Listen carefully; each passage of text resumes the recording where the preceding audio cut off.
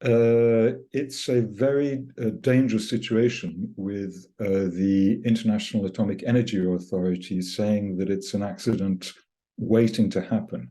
This is because you cannot cut power to a nuclear reactor. It is a very dangerous thing to do. The Zaporizhzhia plant is the largest nuclear station in Europe. And now for the second time in 2 days, power has been cut. Now, this has important implications for the cooling of the reactor and also, very importantly, the cooling of the high-level radiation spent fuel ponds.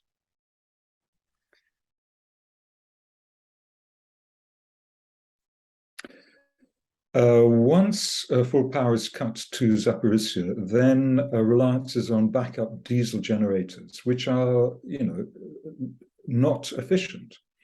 These have to be fueled and refueled, and there are questions about what then would happen if they were hit, what then would happen if the reactor pressure vessel were hit, what then would happen if the spent fuel ponds were hit. Well, in a worst case scenario, you would have a similar situation to Fukushima. It wouldn't be Chernobyl because the reactors are differ from the Chernobyl reactors, which were graphite reactors. But what you would see is a heating of the reactors. You'd see a heating of the high-level spent fuel ponds. You'd see hydrogen explosion, as we saw in Fukushima, and then you'd see a significant radiation release.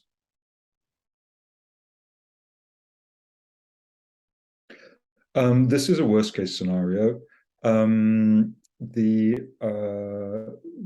immediate impact would be felt very much around Ukraine, obviously, and of course Russia, depending on which way the wind blows.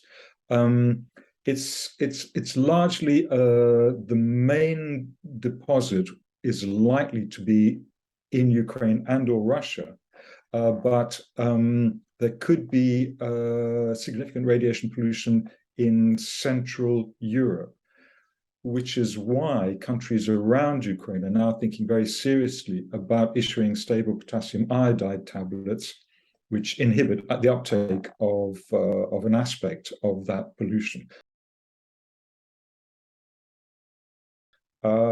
Basically, what we've got here is the weaponization of civil nuclear, perhaps for the first time. And in an increasingly unstable world, it's important to understand this and what this implies for nuclear worldwide.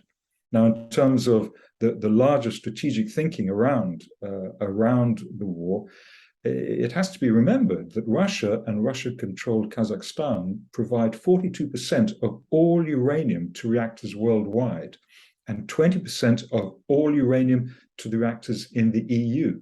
EDF is still doing business with Russia.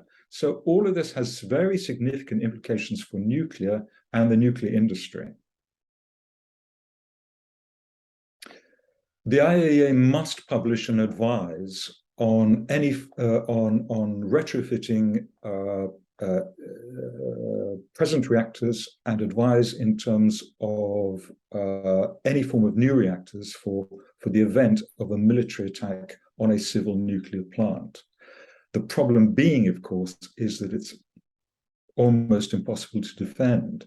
Now, the reactor pressure vessel is defended by a large hunk of concrete, but with bunker busters, that can be got through. The further problems are the much less well-defended spent fuel ponds. 20 years ago, colleagues and I were discussing whether we should talk about this publicly, and we thought maybe not, because the idea was not to give anybody ideas.